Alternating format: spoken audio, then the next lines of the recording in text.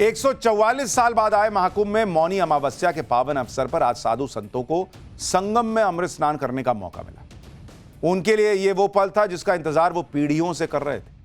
अमृत स्नान की शुरुआत सुबह ब्रह्म मुहूर्त में होनी थी, लेकिन महाकुंभ में हुई भगदड़ के बाद साधु संतों ने कितना बड़ा फैसला किया, आप सुनेंगे तो शॉक्ड रह जाएंगे। उन्होंने सुबह होने वाले अमृत स्नान को संगम तट पर जुटी श्रद्धालुओं की भीड़ छटने तक के लिए टाल दिया। बॉस, ये हैं इस देश के साधु संत। इस देश के नेता अपनी जिम्मेदारी नहीं समझ पाए कि भाई जब तक वहां पर लोग हैं, करोड़ों लोग हैं, पैनिक नहीं फैलाते हैं। ये नेता नहीं समझ पाए बॉस, लेकिन सनातनी समझ गया, साधु संत समझ गए। उन्होंने कहा कि नहीं, हम अभी स्नान नहीं करेंगे बॉस, पहले ये जो श्रद्धालु आए इनको कर लेने दीजिए। जबकि महाकुंभ में मौनी अमावस्या का अमृत स्नान साधुओं की जिंदगी का सबसे अहम दिन था। इनमें से कोई नहीं बचेगा, क्योंकि अब अगली बार 144 साल बाद आएगा। इनमें से कौन बच पाएगा? और ना इनमें से किसी ने इससे पहले यह अमृत स्नान किया है। लेकिन महाकुंभ में हुए हादसे के बाद नागा साधुओं ने भी अपनी आस्था से पहले श्रद्धालुओं की सुरक्षा को रखा। यह है सनातन की ताकत। अपने गुस्से के लिए जाने जाने वाले नागा साधुओं ने भी मानवता के लिए सबसे बड़ा त्याग किया बॉस, जो सनातन परंपरा की महानता को दिखाता है। क्योंकि कोई भी संत ये नहीं चाहता था कि उनकी तपस्या और उनकी आस्था की वजह से महाकुंभ में आए करोड़ों श्रद्धालुओं को बड़ी मुसीबत आ जाए। ऐसा नहीं, वहां पे स्थिति कंट्रोल में आ गई थी। चाहते तो ये सुबह सुबह जा सकते थे, लेकिन नहीं। साधु संतों, नागा साधुओं, सब ने कहा कि नहीं, पहले जो वहां श्रद्धालु हैं उनको कर लेने दीजिए। सनातन यही संयम सिखाता है बॉस, यही त्याग सिखाता है बॉस, यही सनातन की असल ताकत है। इस बीच पीएम मोदी और सीएम योगी के भरोसे और महाकुंभ के पुख्ता इंतजामों ने इस बड़ी मुसीबत को टाल दिया।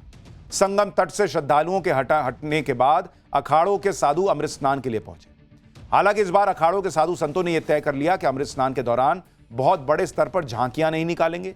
सिर्फ उतनी ही रस्में की जाएंगी जितनी अखाड़ों की सनातनी परंपरा को पूरा करने के लिए बस जरूरी भर है। सादगी के साथ बारी बारी से सभी अखाड़ों के साधुओं ने अमृत स्नान किया। आप भी अखाड़ों के अमृत स्नान की एक झलक देखिए, फिर आगे की बात बताता हूं।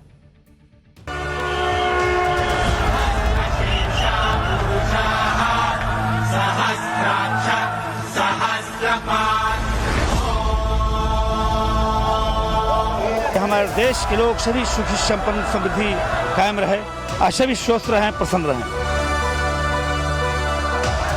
शासन प्रशासन सब लगा हुआ है, तो काम कर रहे हैं। अब हो गई तो वो तो अकालिक समस्या थी। और योगी जी और मोदी जी की सरकार से बहुत अपील है कि बहुत अच्छा व्यवस्था करी हुई है।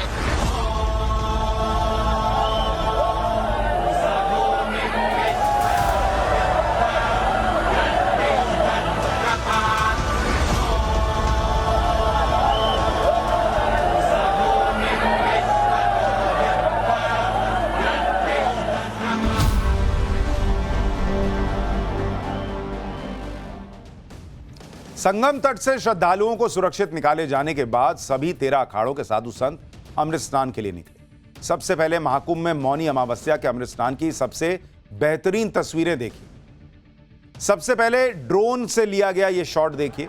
बड़ी संख्या में साधु संतों का जत्था गंगा नदी पर बनाए गए पुल से होता हुआ अमृत स्नान के लिए संगम की तरफ निकलता हुआ नजर आया। ये तस्वीरें दिखा रही हैं कि महाकुंभ में कैसे भगदड़ पर आस्था भारी पड़ती नजर आई।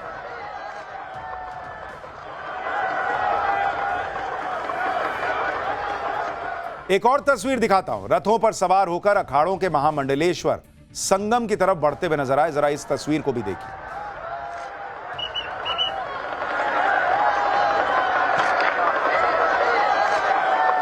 जैसे ही अखाड़ों के जत्थे अमृत स्नान के लिए संगम तट पर पहुंचे, साधुओं में जबरदस्त उत्साह की झलक नजर आई। ऐसा लगा जैसे सुबह से अमृत स्नान का इंतजार कर रहे साधु मां गंगा से मिलने के लिए टूट पड़े हों। मां गंगा की गोद में जाने के लिए जैसे बच्चे होते हैं मां को देखकर दौड़ते हैं, वैसे ये साधु संत दौड़ पड़े। साधुओं की मौजूदगी से पूरा संगम तट भगवा और भस्म के रंग में नहाया हुआ नजर आने लगा था। महाकुंभ में दूसरे अमृत स्नान की दिव्य और भव्य तस्वीरें आपने देख ली। अब बात नागा साधुओं की, जिन्होंने आज सब सुबह ब्रह्म मुहूर्त में अमृत स्नान टालकर सनातन का गौरव बढ़ा दिया। दोपहर बाद जब त्रिवेणी तट पर नागा साधु अमृत स्नान के लिए पहुंचे तो नजारा एकदम अद्भुत था। हाथ में त्रिशूल, तलवार और डमरू लिए नागा साधु संगम तट पर पहुंचे। डमरू बजाते हुए, हर हर महादेव के जयकारे लगाते हुए नागा साधु एक साथ संगम में डुबकी लगाने के लिए कूद पड़े। जरा देखिए वहां क्या माहौल बना।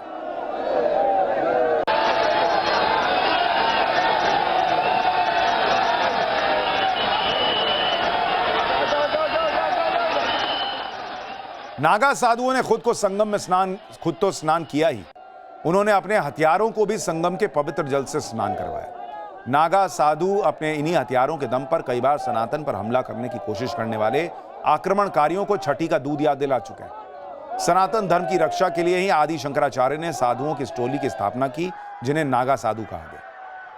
मौनी अमावस्या के पवित्र स्नान का यह मौका नागा साधुओं के जीवन का पहला और आखिरी मौका था, क्योंकि महाकुंभ का यह अद्भुत संयोग 144 साल बाद आया है और 144 साल बाद आएगा। इसलिए नागा साधुओं ने अमृत स्नान के बेहतरीन इंतजाम के लिए शासन प्रशासन का आभार भी जताया। सुनिए नागा साधुओं ने क्या कहा। हमारे सभी नागा बड़े आविर्भूत हैं। सुबह से हम लोग इंतजार में थे। आखिर त्रिवेणी माधव ने हमारा मन की भाव को सुना, हमारी प्रार्थना को सुना और आज हमें ये जो अवसर मिला है उसके लिए हम शासन और प्रशासन के आभारी हैं कि आज उन्होंने पूर्ण सुचारू रूप से स्नान कराने की जो व्यवस्था करी है उसके लिए हम शासन को धन्यवाद देंगे। मैं गंगा माता से विनय किया हूँ कि हमारे देश के लोग सभी सुखी संपन्न समृद्धि कायम रहे और सभी स्वस्थ रहें, प्रसन्न रहें। शाही स्नान महापर्व है, 144 साल पड़ रहा है। अब सुविधा हो गई तो शासन प्रशासन सब लगा हुआ है, खूब काम कर रहे हैं। अब हो गई तो वो तो अकालिक समस्या थी। खूब सब अच्छे से रहो और सफलता। अखाड़ों के साथ ही तीनों पीठों के शंकराचार्य भी मौनी अमावस्या के पवित्र अमृत स्नान के लिए संगम के तट पर पहुंचे। तीनों शंकराचार्यों ने एक साथ संगम में आस्था की डुबकी लगाई। श्रृंगेरी शारदा पीठाधीश्वर जगत गुरु शंकराचार्य स्वामी विधु शेखर भारती, द्वारका शारदा पीठाधीश्वर जगत गुरु शंकराचार्य स्वामी सदानंद सरस्वती और ज्योतिष पीठाधीश्वर शंकराचार्य स्वामी अविमुक्तेश्वरानंद सरस्वती महाराज ने एक साथ संगम में डुबकी लगाई। तीनों शंकराचार्यों के अलावा अलग अलग अखाड़ों के महामंडलेश्वरों ने संगम पर आस्था की डुबकी लगाने के बाद क्या कहा, एक बार वो भी सुनिए। देश के तीनों शंकराचार्य एक साथ मौनी अमावस्या में यहाँ पर संगम में त्रिवेणी स्नान कर रहे हैं और सनातनी जनता के लिए अपना आशीर्वाद व्यक्त कर रहे हैं। ये एकता का महाकुंभ है, सामाजिक समरसता का महाकुंभ है। यह हमारी पुरानी अत्यंत प्राचीन भारतीय संस्कृति के गौरव का दृश्य दिखाई दे रहा है।